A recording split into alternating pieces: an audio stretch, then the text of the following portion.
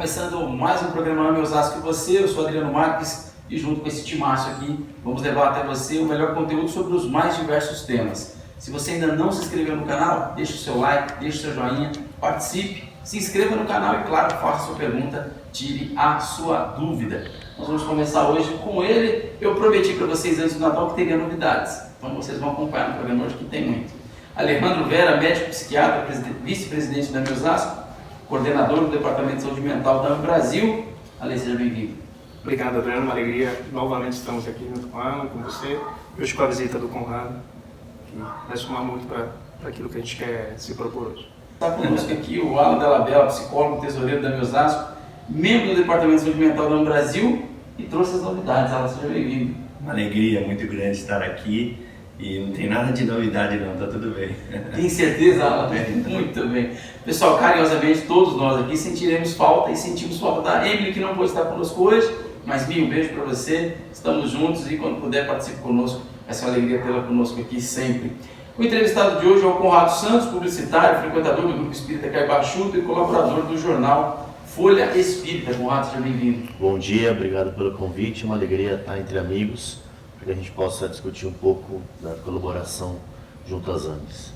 Muito bem. Agradecer ao Carlos, a todos que estão na equipe. Hoje vocês não estão vendo, mas nós temos aqui, não temos a Emily, que é a beleza do programa, mas nós temos uma jovem aqui que está abrilhantando, até porque o Carlos geralmente atrapalha esse quesito da beleza, mas hoje nós temos uma jovem que depois vocês vão conhecê-la também na foto que nós divulgamos do programa. Vamos falar de Instituto da Saúde. Alejandro, Alan, Conrado, o que seria esse instituto, como pensar isso? Nossa, eu queria isso na minha casa espírita, não tem? Vamos começar o programa.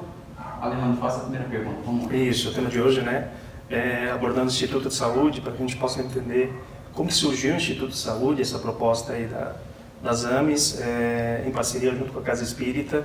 Uma proposta lá de trás, também da doutora Madeleine, inspirada pelo Dr. Bezerra, unindo aí o trabalho médico espírita junto com aquilo que a Casa Espírita frequentemente já faz, para que se tenha um olhar um pouco, talvez, mais científico, de um entendimento um pouco mais profundo em relação àquilo que as pessoas vão buscar na Casa Espírita.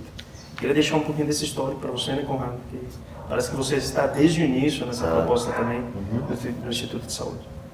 Bom, acho que pode parecer até estranho um publicitário de falar de Instituto de Saúde, né? Mas acho que o motivo de eu estar aqui é exatamente conhecer e ter participado desde a essência deste projeto que nasceu por conta de uma união natural que sempre existiu na nossa Casa Espírita, que é o Grupo Espírita Caibachuto, que está localizado no bairro do Jabaquara, em São Paulo, e ele foi fundado pela doutora Marlene Nobre e sua família. Ele é um grupo que tem hoje 65 anos de existência, né? E a ideia de fazer o trabalho com a AME é decorrente também de todo o ideal, de todo o amor que ela sempre teve pela AME, a dedicação, basicamente uma das fundadoras da AME São Paulo, que completou recentemente 50 anos de história, né? E eu frequento lá o Grupo Espírita desde os meus 6 anos de idade. Estou já com 36 anos na mesma casa e a gente teve um trabalho muito próximo com ela, né?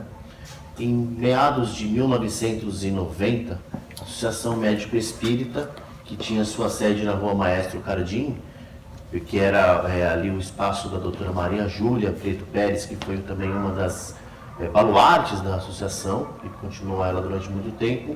Essa sede mudou-se para exatamente o prédio do Grupo Espírita Caibachuto. A doutora pediu um espaço para a diretoria, que abriu as portas, e a partir dali a gente começou a criar um núcleo, uma ligação muito grande com a Associação Médico Espírita de São Paulo, e foi a partir desta mudança que em 1991 surge então o primeiro Medinesp, que foi todo organizado e gerido pelo Grupo Espírita Caibachuta, pelos seus voluntários, né? O evento foi realizado no AMB, né, em parceria com as Casas André Luiz, e ali já se formava uma ligação muito estreita. O trabalho da divulgação dos Medinesps, da produção de livros, que foi se sucedendo a todos esses anos, sempre foi feito pelo Grupo Espírita. E mais ou menos há uns 15, 20 anos atrás, houve um trabalho de conexão entre as atividades do Grupo Espírita, basicamente a atividade da fluidoterapia, através do passe, através da água fluida, através de uma etapa antecipada de uma palestra doutrinária, né, para todos, aberta ao público, e os médicos começaram a se aproximar dessas tarefas, né? E foi quando que a doutora Marlene teve a inspiração do Dr. Bezerra de Menezes, talvez algo que a gente hoje ainda imagine no Instituto de Saúde, tanto esse que nós ajudamos, como em outros tantos que possam existir por aí. Eu acredito que a visão que ela teve é uma visão ainda muito mais para o futuro, né? Onde a gente entende que a terapia complementar vai fazer parte de qualquer tratamento, de qualquer caso que venha precisar de algo que hoje em dia, talvez, vocês podem dizer muito mais do que eu, tem subido um pouco na medicina, né? Eu diria que a base principal desse instituto é reaproximar seres humanos, né? Onde a saúde, a necessidade de um reequilíbrio, a necessidade de uma renovação de pensamentos e atos, o Instituto faz isso, né? E hoje nós temos então esse trabalho que os médicos, grande parte membros da Associação Médico Espírita de São Paulo, estão conosco lá todas as quintas-feiras, recebendo esse público através da etapa de estudo e depois da fluidoterapia. Então, eu acho que o Instituto de Saúde é uma porta de entrada para o profissional de saúde, para que ele possa estar num trabalho cristão, um trabalho de doação de energia, de acolhimento, e que possa ver na prática os efeitos que muitas vezes nós, por sermos frequentadores de grupo espírita, já conhecemos. A própria literatura espírita tem tantos casos que relata de cura e assim por diante, mas ele pode sentir ali na prática, ele pode sentir ali o efeito de um tratamento complementar no quadro de saúde, né? Conrado, quando você fala em Instituto da Saúde, acho que é interessante a gente falar para o público que nos acompanha, até, né, que já está acostumado com os nossos bate-papos e que entende que nós, né, somos da AME, ou seja, Associação Médica Espírita, claro, né, que vocês, como médicos, desenvolvem esse trabalho, mas acho que seria interessante a gente não desmembrar, mas apresentar a proposta de que maneira que ela é. Porque aquilo que a gente conversava antes do programa, às vezes soa assim, nossa, é algo muito diferente. Então, na minha casa espírita, aqui no interior, eu nunca vou ter isso porque a gente não tem nenhum médico aqui. Uhum. E aí a prova, como você brincou de que ele é publicitário, um publicitário misturado com os médicos, mas eu queria que você falasse dessa questão, o que tem de diferença? Uhum. Ou seja, como que funciona esse instituto? Tem nada a ver com a casa espírita? Tem a ver com a casa espírita? É o mesmo atendimento? Como que funciona na prática essa questão? Triagem, atendimento fraterno, tratamento, passe? Tem cura, não tem cura, tem trabalho assistencial envolvido, evangelização, mocidade, só para que a gente dê um panorama legal de como é a casa espírita e como funciona o instituto. Eu vou me utilizar de uma prática que a gente usa bastante em marketing, que a gente faz em marketing, a jornada do consumidor, né? Então, para contar um pouco e contextualizar para vocês, vou usar a jornada do atendido, do paciente que chega à casa espírita, né? Sim. Muitas vezes ele é encaminhado ou por um frequentador da casa, ou até mesmo por um médico que já tem a casa espírita como uma referência no seu consultório, acaba às vezes recomendando para um caso mais agudo, dizendo, olha, claro, respeitando a questão da espiritualidade do seu paciente, quer tomar um passe, quer fazer um tratamento, eu indico essa casa aqui. Essas pessoas chegam sempre numa segunda-feira. Desculpa de interromper, mas não necessariamente. Eu não conheço nenhum médico, ninguém me indicou, mas eu posso ir. Pode ir. Você pode ir. E aí você chega lá numa segunda-feira, passa por uma triagem que nada mais é um primeiro contato com a casa, feito por frequentadores de longa data da casa, onde você passa por uma entrevista contando o seu caso, contando o motivo que te trouxe ali, o seu nome é registrado numa folha em branco, e isso depois é passado para uma sessão de psicografia. As psicografias do Grupo Espírita estão muito mais conectadas com a questão de tratamento mesmo, né? Então não são, muitas vezes as pessoas perguntam se são psicografias que pode receber notícias de um parente desencarnado, assim por diante. Elas estão muito nesse contexto da psicografia de uma recomendação, né? Às vezes a mudança de atitude, às vezes a própria recomendação da sequência de passes a ser realizada e assim por diante. Feito isso, geralmente esses casos mais agudos, onde a gente tem aí a questão da saúde muito preeminente, então está passando por um problema de saúde, tem um diagnóstico não fechado, muitas vezes o paciente é encaminhado por um psicólogo, por um psiquiatra, onde o tratamento complementar ajuda no tratamento de uma ansiedade, de uma depressão e assim por diante. Ele recebe essa psicografia e aí tem a recomendação para que ele volte na quinta-feira. A quinta-feira às 19 horas é quando começa o trabalho. Ele chega na quinta-feira, é recomendado que ele traga a sua água para ser fluidificada. E aí tem uma palestra, geralmente estudos da doutrina, por ser um trabalho também já conectado com a Associação Médico Espírita de São Paulo. O estudo ele é conduzido por médicos, que aí existe também uma continuidade de um trabalho que era feito pela doutora Marlene, que é um aprofundamento das obras de André Luiz. Então a ideia é sempre pegar um livro de André Luiz, que a gente sabe que tem a linguagem mais científica, e às vezes para o frequentador da casa espírita que não tenha um conhecimento mais aprofundado de física, química, biologia, acaba não pegando as nuances e o aprofundamento que André Luiz trouxe para a gente. Das 19 às 20 horas essa palestra inclusive também é transmitida no canal da Associação Médica Espírita de São Paulo, e depois das 20 horas os pacientes são chamados nominalmente, geralmente entre 35 e 50 pacientes por noite, para receber um tratamento de uma fluidoterapia. Basicamente, uma fluidoterapia como nós conhecemos em diversas casas espíritas. Passe água fluidificada. Passe água fluidificada e a questão doutrinária, né? Nada mais além disso. Acabado essa etapa da fluidoterapia, aí sim tem um trabalho um pouco diferente. E esse trabalho não é um trabalho que esteja pautado em nada a não ser uma aproximação dos médicos com os pacientes. Em alguns casos é recomendado que seja feita uma anamnese para que possa ser acompanhado a ficha daquele paciente no decorrer do desenvolvimento do tratamento. Então, teve melhoras, não teve melhoras? Conrado, desculpa te interromper. Esse médico, essa aproximação do médico encarnado, é um médico espiritual, é uma comunicação espiritual, é o mesmo médico que indicou ele, que atendeu de fora, é um médico da casa, é um especialista da área? Como é desmembrar isso aí? Lá no grupo de médicos, existem médicos de diversas especialidades, né? E uma das coisas primordial, isso pela orientação espiritual, é que os espíritos dizem para os médicos para que eles lá não sejam médicos. Eles acabam sempre recomendando aos médicos: deixe o seu diploma na porta. Aqui você é um servidor.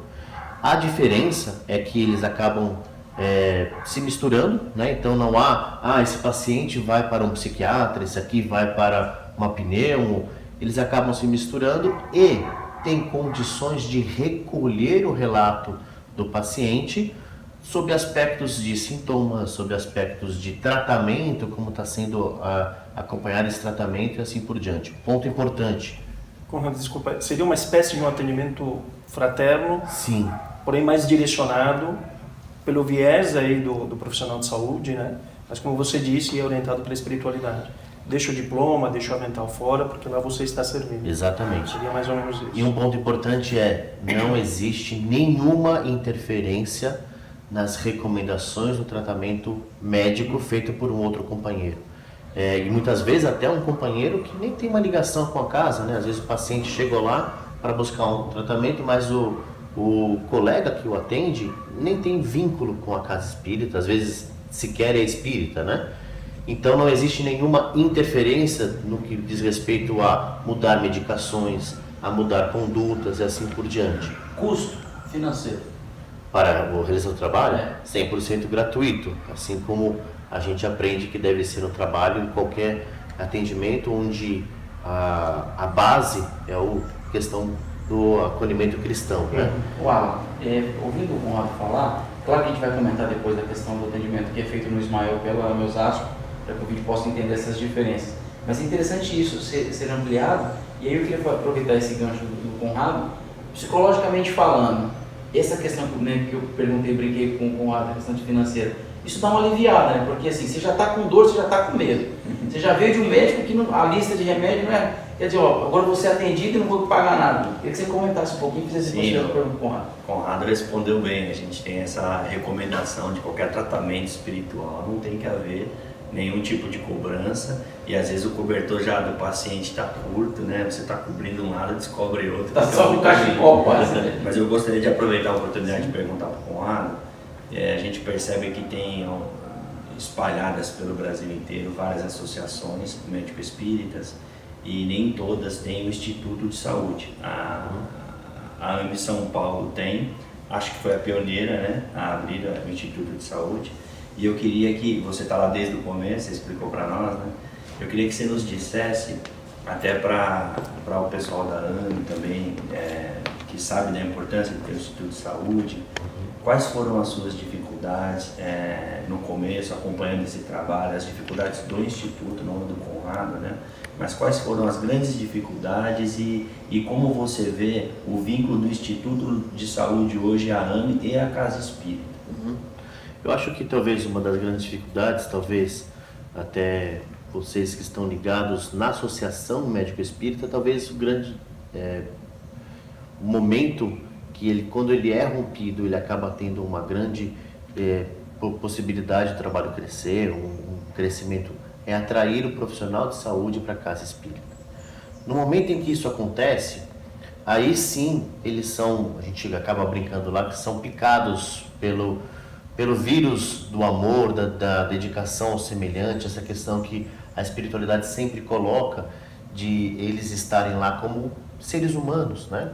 Que tenham conhecimento, que conseguem enxergar um pouco além daquela dor, mas estão ali para servir, estão ali para amar, né? Então eu acho que a grande dificuldade é exatamente encontrar esses profissionais que se aglutinem em favor de um trabalho comum, que esteja efetivamente dedicado à espiritualidade, e as AMEs conseguirem fazer com que isso possa ter o respaldo, né, de uma terapia complementar, que é a questão da fluidoterapia, na Casa Espírita. Então acho que a conexão entre a Casa Espírita e o próprio profissional de saúde acaba trazendo isso. No Brasil tem trabalhos bastante expressivos, né?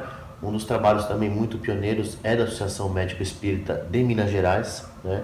Eles têm um trabalho muito ligado ao Hospital Espírita André Luiz, e é um trabalho onde talvez o grande resultado disso tudo seja exatamente utilizar dessa prática como um grande laboratório, mas não um laboratório para simplesmente fazer testes, mas eu acredito muito que os médicos que se aproximam no Instituto de Saúde, é um trabalho dentro do hospital, que tem possibilidades de fazer as anotações, as anamneses, acompanhar, estarão fundamentando uma mudança no paradigma do tratamento médico feito através da espiritualidade. Ou seja, levar para a ciência resultados palpáveis.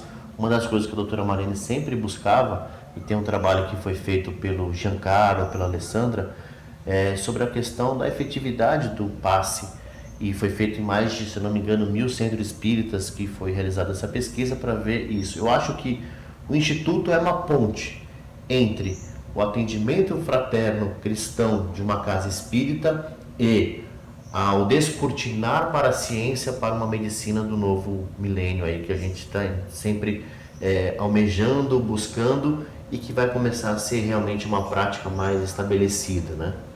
Pessoal, nós estamos acompanhando hoje o bate-papo com o Conrado Santos, que é publicitário, frequentador, trabalhador do Grupo Espírita Caibachuta, aqui no Jabaquara, na Conceição. Enfim, vale a pena vocês conhecerem. O Alejandro Vera, médico psiquiatra, e o Alan Della Vela, psicólogo. E você pode ir deixando suas perguntas aqui, até porque esse programa terá continuação, e você pode deixar aí a sua dúvida também. Conrado, quero voltar só num ponto rapidinho, só para deixar bem amarradinho o que eu te fiz a pergunta no começo.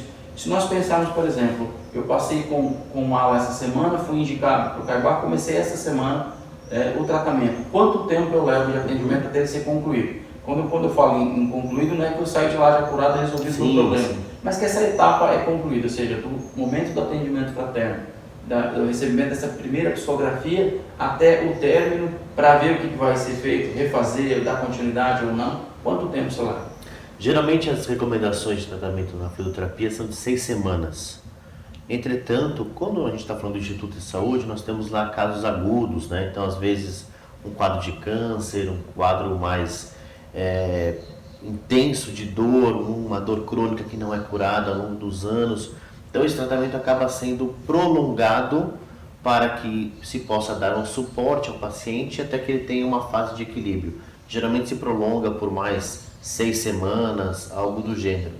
E aí existe também uma limitação de espaço, onde nós temos entre 35 e 50 pessoas, é a questão do espaço físico mesmo e o tempo de atendimento, né? Então, o que acontece é que essas pessoas depois acabam continuando a frequentar nas quintas-feiras, mas são atendidas numa sala ao lado, que a gente acaba chamando de um passe simples, né? Não tem nenhuma diferença, e isso é também importante dizer, não tem nenhuma diferença do tipo de passe.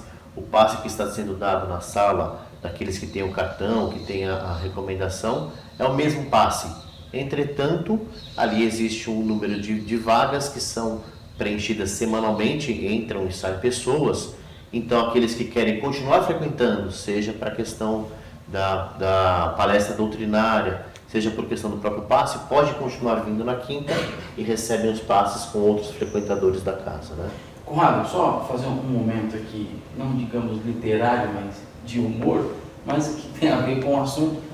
Circula, enfim, no WhatsApp da vida uma arte dizendo assim, médicos do mundo inteiro, de várias línguas, dizendo, o paciente agradecendo ao médico, olha, muito obrigado, muito obrigado. E quando chega na vez do brasileiro, ele fala assim, doutor, eu vou precisar parar de beber para tomar esse remédio.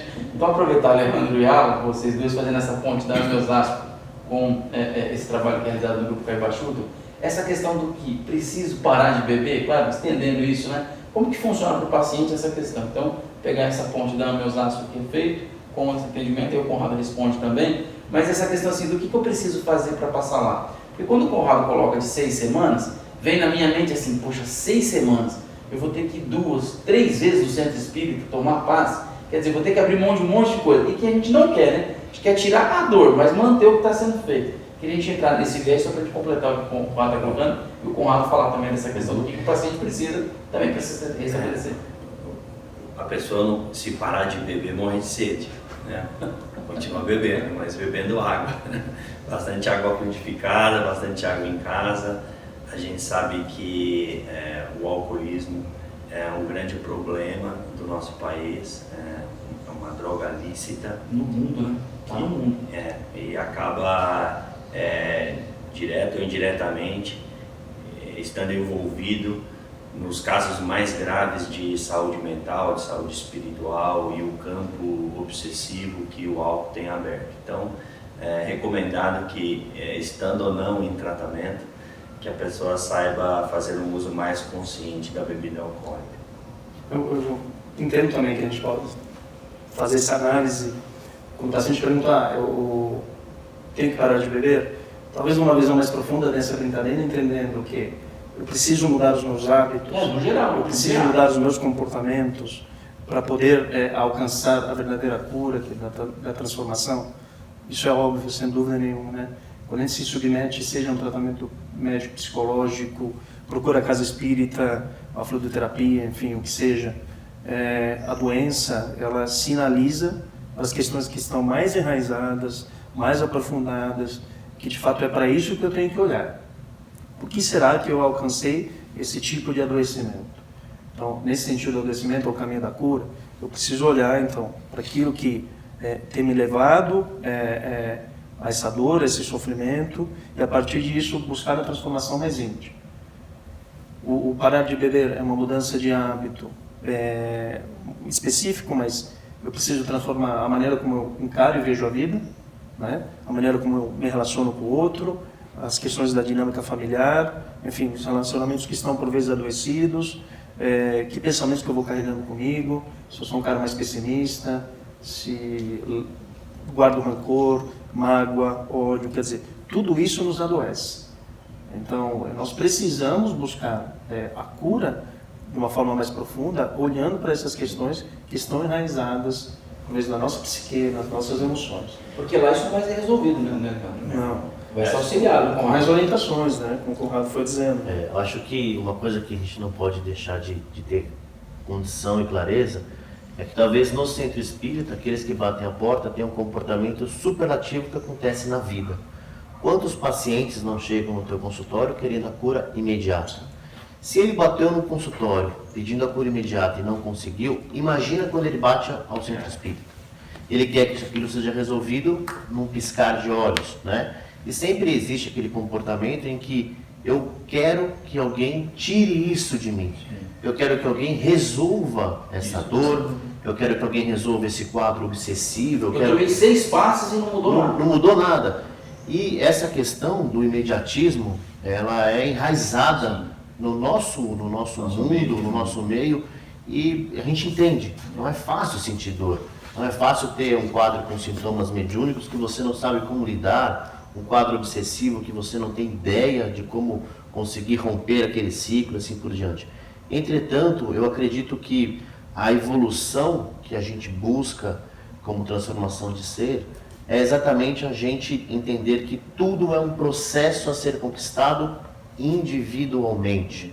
Então, uma das coisas que a espiritualidade sempre orienta no passe é: não estamos aqui para curar imediatamente alguém, mas aqueles que aqui estiverem aprenderão a lidar com a dor e a doença de uma forma diferente e transformadora, né? E as pessoas vão muito ao centro espírita buscando às vezes a cirurgia espiritual, a cura por algo, mas não estão dispostas a mudar. Casos que nós falamos aqui, por exemplo, da questão de um tratamento de câncer. Uma das coisas que sempre é colocado para esses pacientes é que não se pode passar por uma situação tão limite da vida em que você depois faz um tratamento pesado de uma quimioterapia. Não tenho nem condições de dizer o quanto isso afeta, mas a gente vê pacientes, parentes próximos que acabaram ficando debilitados e não mudaram.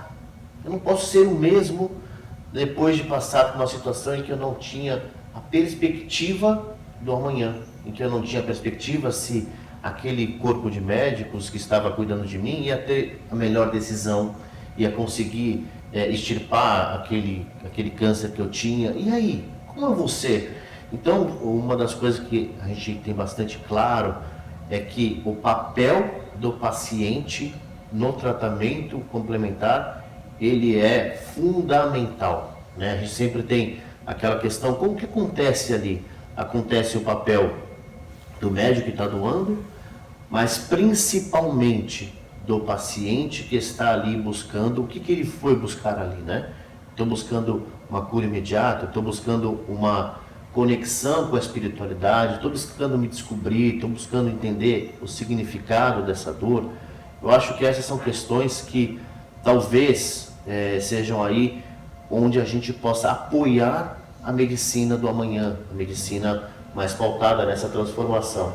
Daí a importância, Conrado, talvez, daquela parte doutrinária, a parte das palestras, porque desde antes de Jesus, a humanidade busca milagres. Aparece um médium ali, uma proposta de tratamento, vai uma multidão atrás desse médium, querendo que ele de fato, como você disse, num piscar de olhos, no estalar de dedos, resolva o problema da pessoa, e ela, de uma forma muito pacífica, tem a sua necessidade atendida. E a gente brinca sempre falando que a evolução espiritual não é de elevador, a gente tem que evoluir de escada carregando um monte de sacos pesados, né? Então, você estava dizendo da questão do espaço físico, quando você direciona 35 a 50 pessoas para o atendimento das fichas prováveis que vão passar ali, e as outras pessoas vão para o passe comum, que é a mesma coisa, eu consegui entender assim. Agora, quem está nos assistindo e quer acompanhar a parte doutrinária, quando as obras de André Luiz vão ser ali refletidas, e a pessoa quer buscar esse conhecimento, a gente sabe a importância disso. Tem limite? Pode ir? Como que funciona? Tem o limite que você está dizendo é só para o tratamento? O espaço próprio das aulas também é? O espaço das aulas, ele é feito no auditório do Grupo Espírita. Lá deve ter mais ou menos uns 180 lugares, 200 lugares, né? Então, e outra coisa também, apesar do estudo das obras de André Luiz, das 19 às 20, ser realizado por médicos ou profissionais de saúde e até frequentadores da própria casa, aberto a todos, né?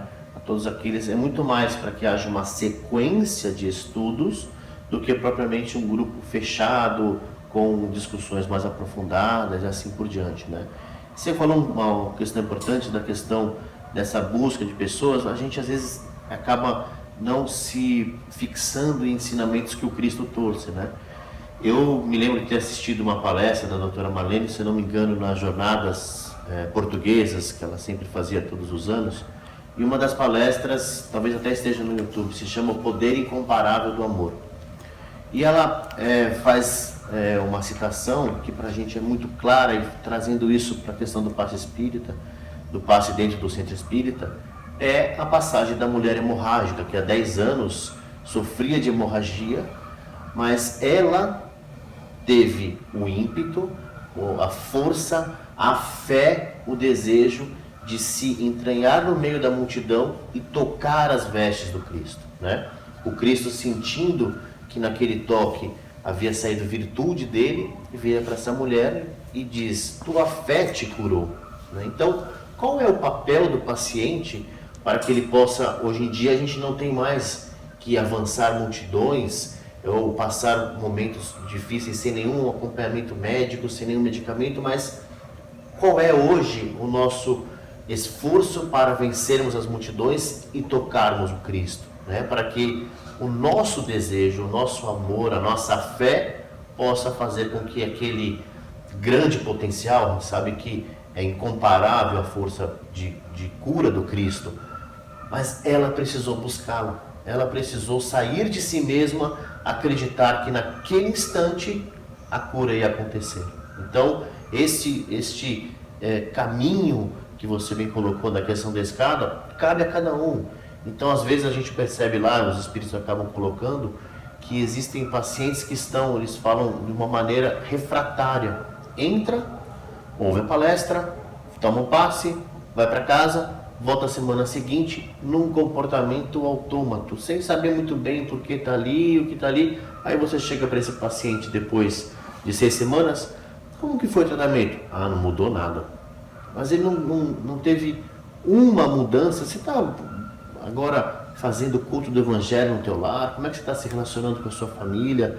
Você procurou alguma atividade na caridade, alguma coisa? Não, eu estou vindo aqui. Você está lendo, está tentando entender um pouco mais? Não, também não. Então, o que a gente pode esperar, né? Talvez nem tanto a gente, mas o que ele pode esperar dele mesmo, né? Sim. Interessante, né, Helena? Só te cortando aí rapidinho, porque no início você colocou o que talvez o Instituto de Saúde tenha de diferente daquilo que as casas espíritas já fazem, né? Talvez na sua prática não tem tantas diferenças, mas vejo que para um grupo existe uma diferença essencial, que é o profissional de saúde que faz parte desse espaço, né? O que o Conrado vai trazendo, né, daquilo que obviamente Jesus já nos traz há tanto tempo, e colocando as questões da busca daquele que se encontra no momento de dor e adoecimento, é como que essas relações vão se estabelecendo. Então, o que a gente percebe dentro da medicina tradicional existe o profissional de saúde que é portador de um conhecimento, existe o paciente que o busca, então você tem uma relação de quê? Hierárquica, ou seja, o que eu estou te passando é o que teoricamente vai te levar à cura, e ponto. Mas existem vários teóricos que hoje vão trazendo a importância de você também colocar essa responsabilidade da melhora ou da cura na mão do paciente. E por vezes quando a gente tenta estabelecer um pouco dessa relação de, e aí, o que você acha dessa medicação que eu estou te propondo aqui? Doutor, eu não sei, você que sabe. Quer dizer, isso também de alguma forma indica que eu estou buscando. Muitas vezes eu não sei o que eu estou buscando. Não sei nem o que eu quero, né? Nem sei o que eu quero. Então, o profissional de saúde que se permite um espaço como o Instituto de Saúde, no qual é dito para ele, o teu diploma, o teu avental está do lado de fora, eu me coloco como servidor, né? Então eu estabeleço uma relação horizontal com o meu paciente. Humaniza mais, me aproxima e coloco também a responsabilidade da melhora na mão do paciente, fazendo com que ele pense de o que eu estou buscando lá. Não é? E na essência, é isso que você vai dizendo, né? palestra da doutora Marlene, da importância do amor, lembro de Paulo numa passagem que diz assim: a ciência incha, o amor edifica.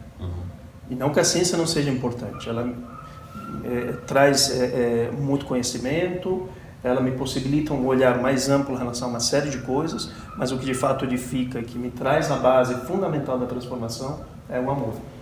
Conrado Santos conosco hoje, publicitário, frequentador, trabalhador médium do grupo Espírita Cavá Schutel, no Jabaquara, Alejandro Vera e o Alan Della Bella também. Um rápido intervalo, na verdade só uma vinhetinha e a gente continua.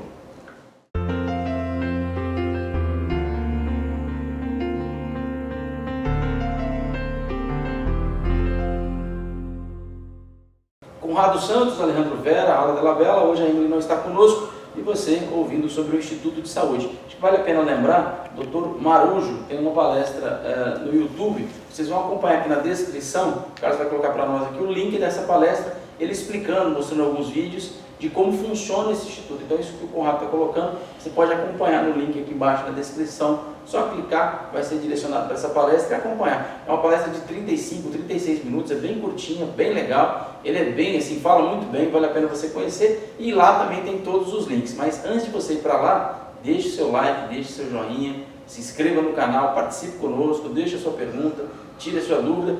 Vieram muitas perguntas aqui, Conrado, você que é um bom publicitário, enquanto a gente está gravando, as perguntas vão chegando para nós.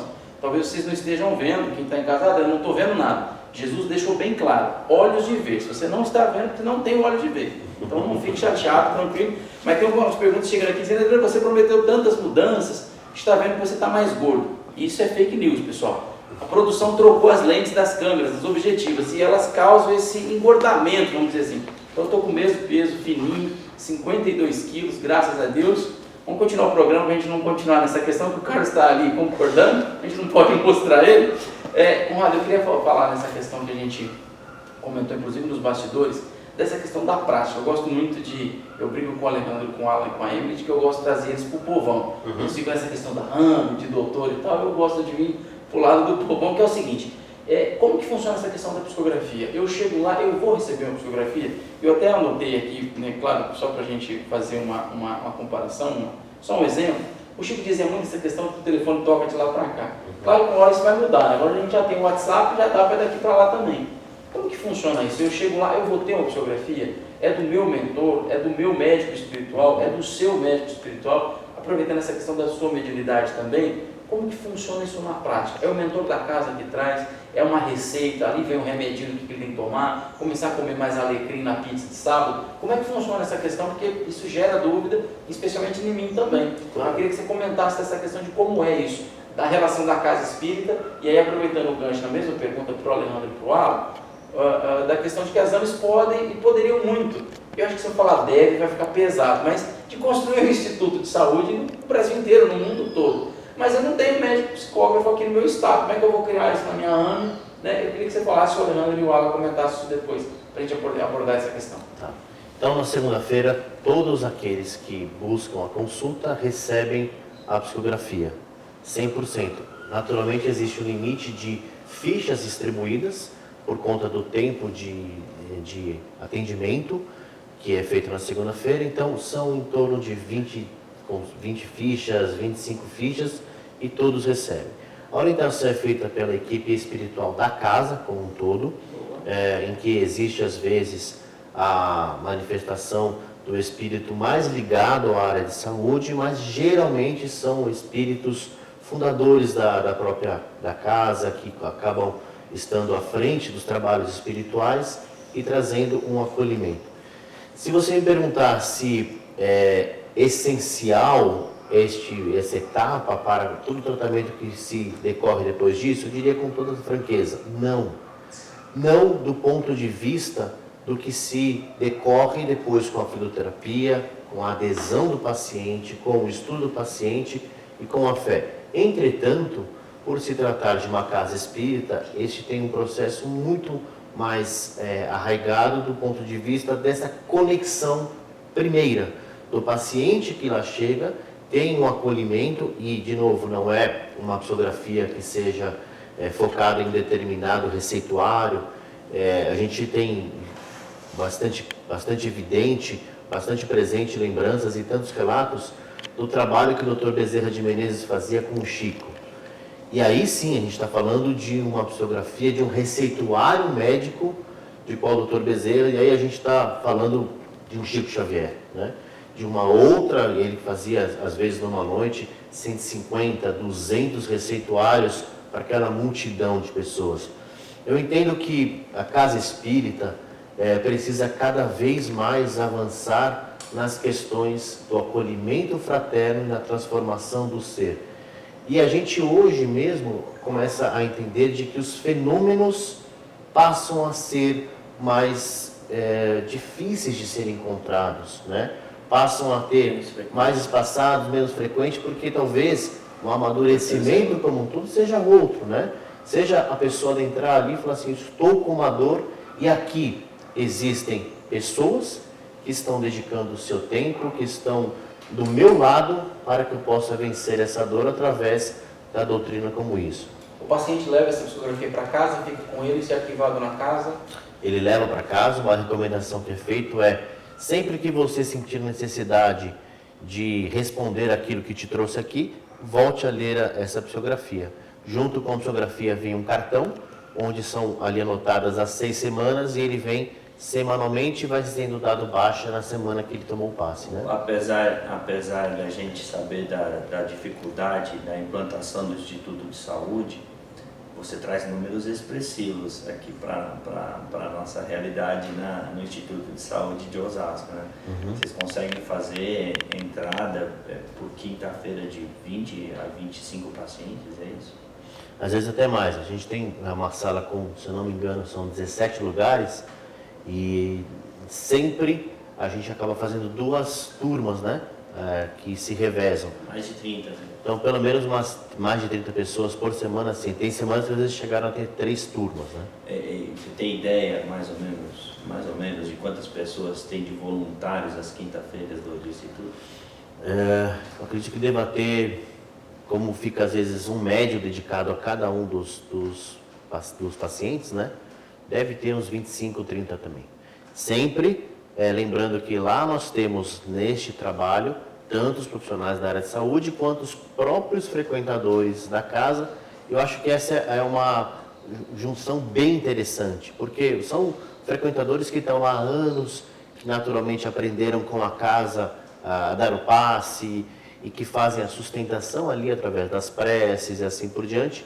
E os médicos que às vezes estão lá, na maioria das vezes, e quem está ali entrando para receber o passe, não tem a menor ideia que está diante de um profissional de saúde, às vezes um médico, às vezes até conhecido, renomado, mas que está ali, sem crachá, sem um avental, doando o seu tempo e aplicando o passe. Conrado, discordo de você, não sabiam, que agora, né, Alejandro, sabendo, quando você chegar lá, assim, esse é o doutor Conrado. Eu brinco com ele, com o doutor, porque ele ficou bravo comigo no WhatsApp. Eu sou doutor, sou publicitário e tal, porque lá, Alejandro, aquilo que a gente estava comentando no lado de fora do programa, eu queria que você trouxesse aqui para cá em relação a essa questão do AME Osasco, do que é realizado no CAIBA. Sim, até porque você levantou a pergunta da questão da psicografia, enfim. Se não existir um médium, não existe um Instituto de Saúde, sim, vai existir, né? O objetivo, como o Conrado vai trazendo aqui, é a doação do voluntário, ele estar lá para servir, a busca da transformação íntima através do Evangelho, na sua prática, através daquilo que complementa o tratamento médico. Portanto, a terapia complementar espírita, a fluidoterapia, o passe, a água fluidificada. Então, está à disposição para se doar ao outro. Porque quando ele fala esse número que o Alan questionou, se nós pensarmos na nossa AME Osasco, só temos 4, né? Ou 5, ou 6. Quer dizer, não dá para fazer então, e não é isso, né? É claro que a AME São Paulo tem 50 anos de existência. Pela minha notação, 65 aqui no trabalho. A casa. A casa espírita, né?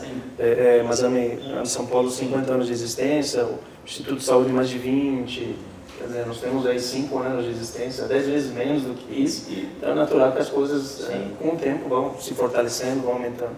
O que não impede com que esse trabalho seja feito, né? Sim.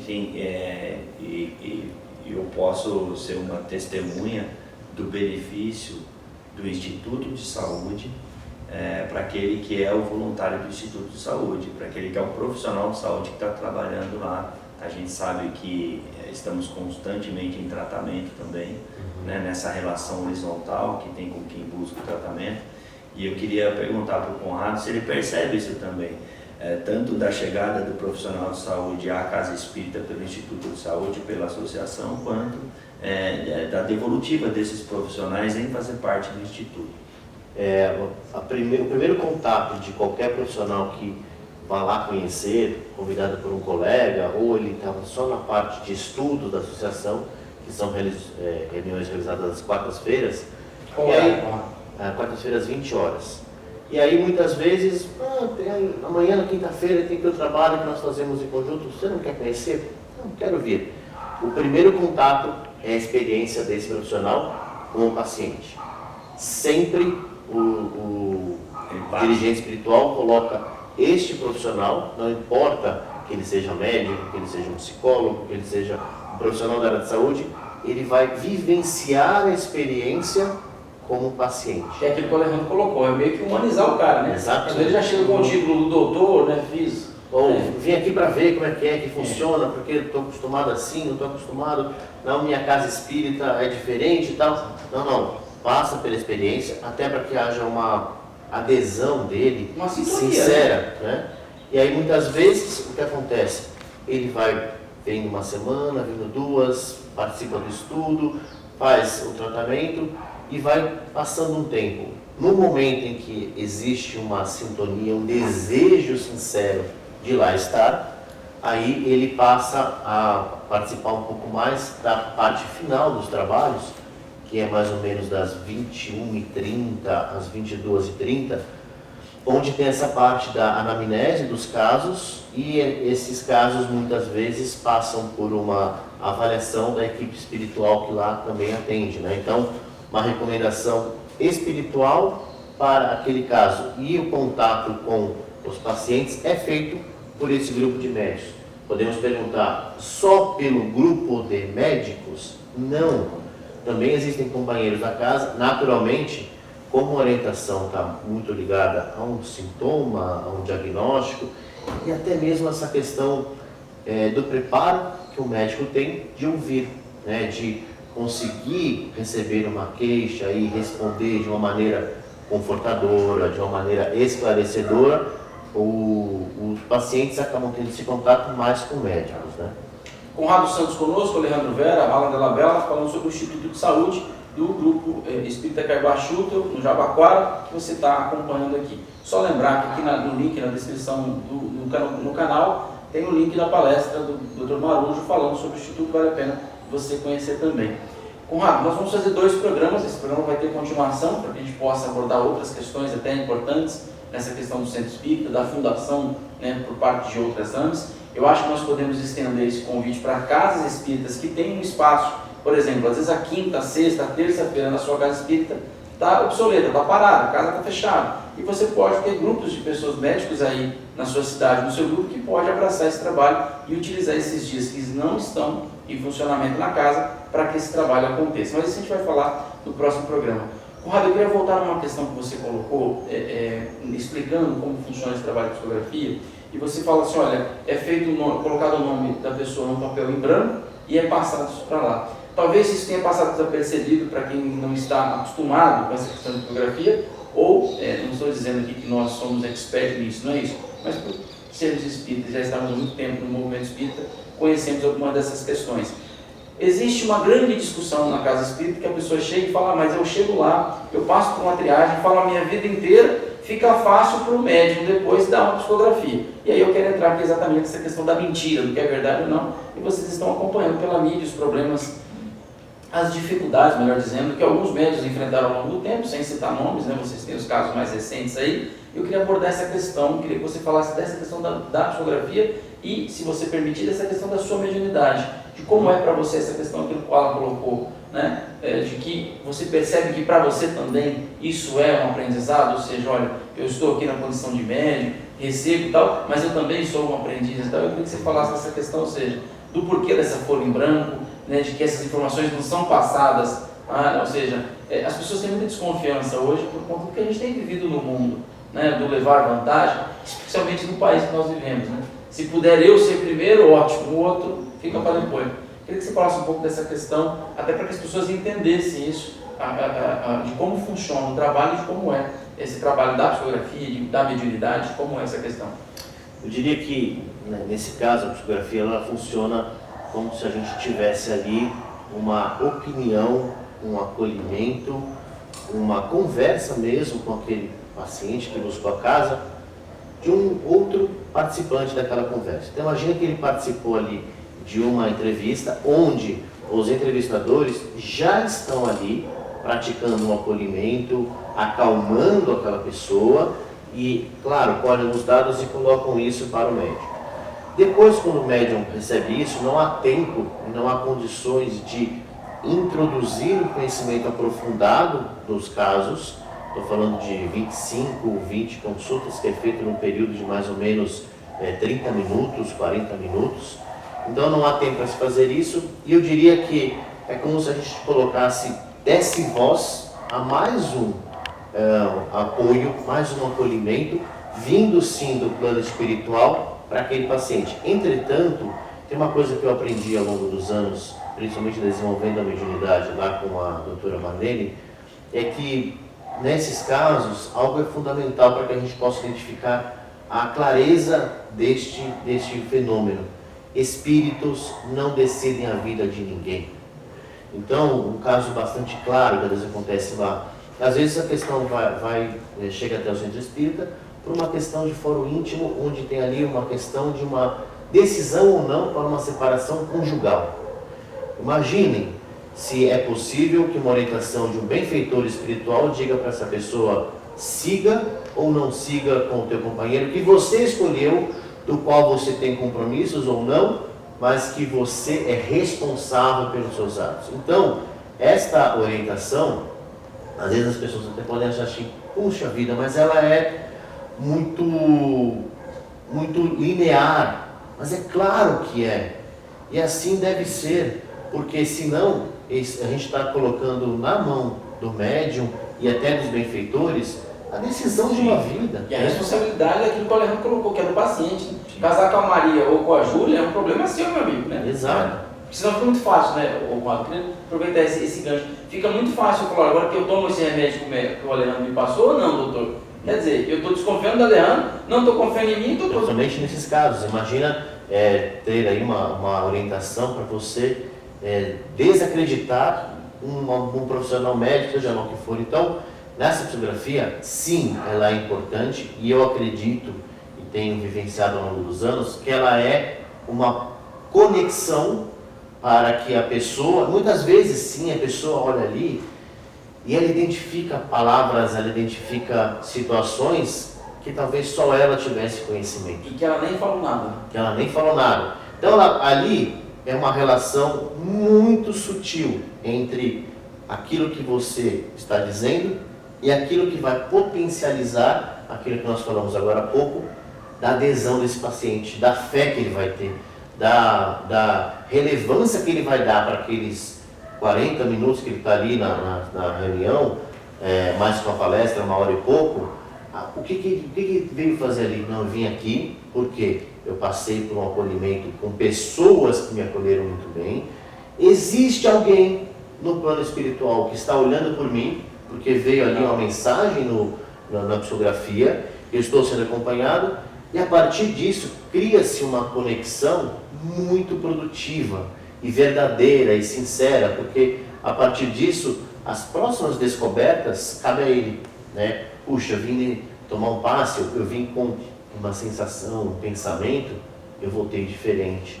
Puxa, eu estava naquele dia que eu tinha dúvida sobre a minha relação conjugal, eu senti uma intuição que fez com que eu mudasse meu comportamento, que eu repensasse, que eu avaliasse de uma outra forma, sob um outro prisma. Então, são descobertas e eu acho que, o Antônio colocou muito bem, está na hora da gente entender que, sim, o centro espírita é um local onde pode haver os fenômenos, mas a gente precisa amadurecer um pouco para que não sejamos dependentes dos fenômenos para nos transformarmos, né? Conrado, eu costumo dizer o seguinte, sempre para quem me pergunta sobre essa questão, e geralmente a gente, hoje não mais tanto, quando eu trabalhava na Rádio Boa Nova, recebia muitas mensagens e e-mails dizendo: Adriano, qual o centro espírita que tem psicografia que eu posso confiar? E eu sempre respondi isso, quero colocar isso aqui de novo no programa da AME Osasco e você, que é o seguinte: você precisa de uma psicografia, você quer uma psicografia de alguém para resolver um problema que o Conrado levantou aí, sentimental, vamos dizer assim. A psicografia vem, você faz o que com ela depois? Né? Você lê e fala assim: não era o que eu queria, quer dizer, é um papel para você, não vai ter sentido nenhum, porque você está procurando outra coisa. Então não é o que a mensagem traz, é o que você quer. Quer dizer, você faz o quê? Meu filho morreu, eu quero muito a mensagem do meu filho. Mas se não vier com as palavras, né, Conrado, que a pessoa está esperando, que a expectativa que ela criou, ela não serve para nada. Então você costuma dizer assim: você faz o que com a psicografia depois? Porque você vai guardar, vai jogar fora. Tem uma frase de Santo Agostinho que diz: se não crerdes, não entendereis. Então é preciso que a pessoa esteja aberta, receptiva a isso, entender, para que depois e aí são as verdades de cada um, ele vai entender, né? Mais uma vez, nós vamos regulamentados pelo bom senso. Allan Kardec era o bom senso encarnado. E o plano espiritual superior tem bom senso, para não decidir por ninguém, entendendo que a própria decisão da pessoa em enveredamento que ela dá para a vida dela é que vai ser a parte constante de atender as necessidades que ela tem. O que às vezes acontece é a pessoa confundir orientação com direcionamento. E é muito diferente. Às vezes, uma pessoa muito bem intencionada, ela pode te orientar aos vieses que essa ou aquela decisão pode acarretar na vida dela. Uma orientação contra o suicídio, uma orientação a fim de uma diminuição da abolição da bebida, uma orientação para um enveredamento mais pautado de amor, pautado de perdão. Isso não significa que a pessoa está falando um direcionamento para ela, no sentido, não faça isso. Ele está dando uma orientação. Olha, o perdão tem sido uma boa ferramenta, o amor tem sido uma boa ferramenta, isso tem sido bom. E a pessoa às vezes confunde isso, comenta isso como um direcionamento, falaram para fazer isso, e cria uma expectativa no outro que vai buscar de um mesmo direcionamento nesse sentido, né? E não é isso, isso é uma interpretação, isso acontece muito. O médico falou para fazer isso, psicoterapia tem muito disso, o psicólogo falou que eu tenho que fazer isso aí, e não foi o psicólogo quem falou, foi a pessoa que já estava mais ou menos inclinada para aquilo, como disse o Adriano, né? E ela interpreta da forma que ela quer interpretar e acaba se utilizando de algo que não aconteceu. Então, novamente, o bom senso, né? Eu acho que trabalhador espírita, o cara que se volta a atender alguém, ele tem que estar sempre pautado pelo bom senso, pelo cuidado, pelo zelo, pela relação horizontal, um cuidado mesmo, né? Que aí a gente vai estar um pouquinho mais protegido contra esse problema, que é o que as pessoas vêm buscar. A grande angústia do sujeito é ter que decidir na vida dele. A liberdade traz essa angústia e ninguém gosta de decidir, mas infelizmente faça a tua parte, que o céu te ajudará, e a tua parte é você que decide. Alejandro, essa questão que o Alan está colocando, queria que você falasse também. Essa liberdade que o Alan colocou, nós não estamos preparados para tê-la, né? A gente quer muito ter liberdade, mas quando nos dá a liberdade, a gente assusta, né? Porque com a liberdade eu tenho que decidir agora, dentro disso, né? Queria que você falasse um pouco dessa questão e tivesse uma pergunta com ela. Pois é, né, Adriano, assim, a gente vai mantendo por vezes uma relação infantil, né, com Deus, né? Deus nos dá o terreno, nos dá as ferramentas, nos dá todas as possibilidades para que nós possamos semear aquele terreno, nos dá sementes, a gente volta para Ele e diz assim: agora semeia para mim. É mais ou menos assim no teu dia a dia, no teu trabalho.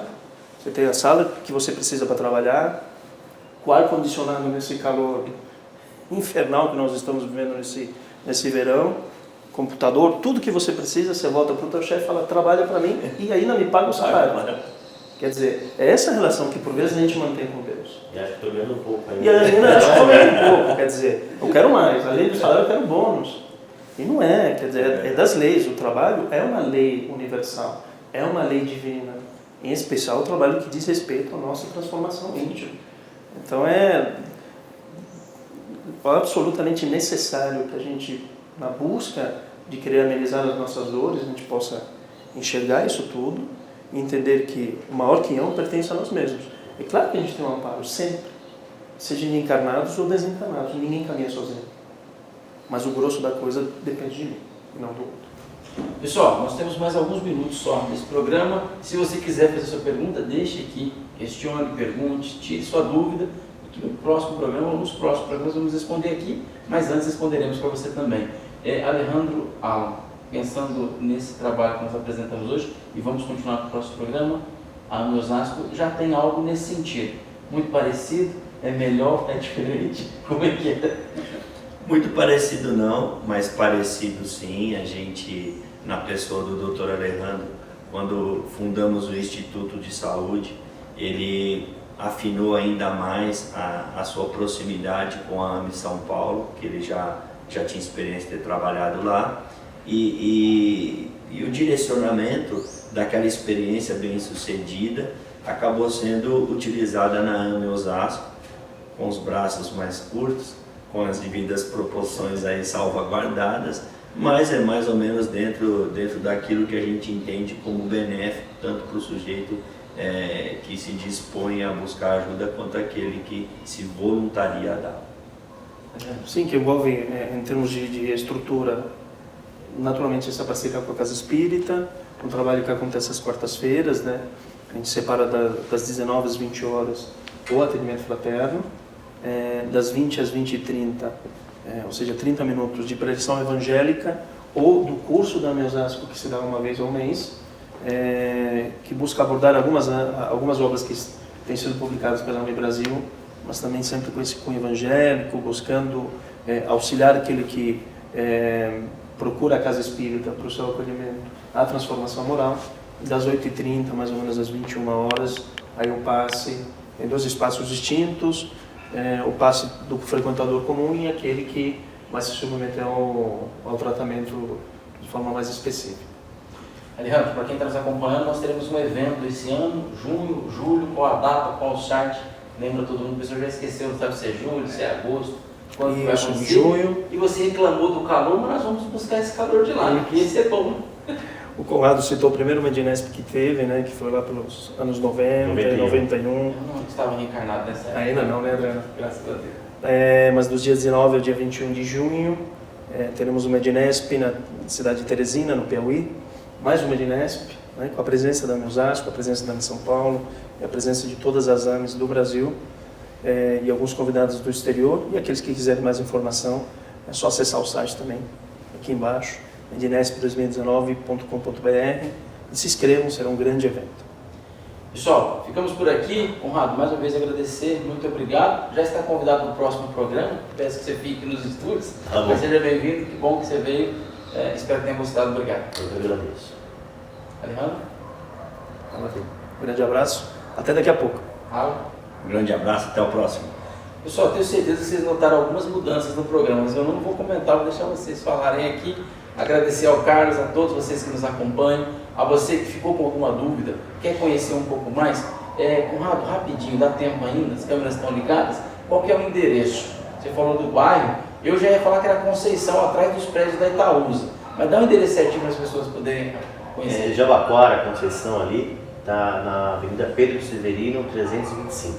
Certo, quais são os dias que abre o horário? Rapidinho. Abre de segunda a sexta, basicamente no período da noite. Na quarta-feira tem um trabalho à tarde, abre entre 18 e fica até as 22 horas. E aí tem dias que tem mais um trabalho de passes e doutrinação e também a questão do trabalho de intercâmbio mediúnico, através das salas de desenvolvimento, que ocorre também muitas vezes simultâneo ao trabalho de passes no andar de baixo. Muito bem, pessoal, ficamos por aqui e carinhosamente queremos dizer que doutora Emily, estamos juntos, um beijo para você, confia, vai dar tudo certo. E onde estivermos, estaremos impressos, né, Alejandro Alves? Sim, sempre. Para que tudo dê certo. E em breve, sua cadeira está reservada. Você esteja conosco aqui. Um beijão, fica com Deus, melhoras. E a você que nos acompanhou, um grande abraço. Fiquem com Deus também. Próximo programa, nós vamos continuar esse assunto, falando sobre outros aspectos. Participe conosco, se inscreva, deixe seu like e não nos deixe de fazer perguntas. Um abraço.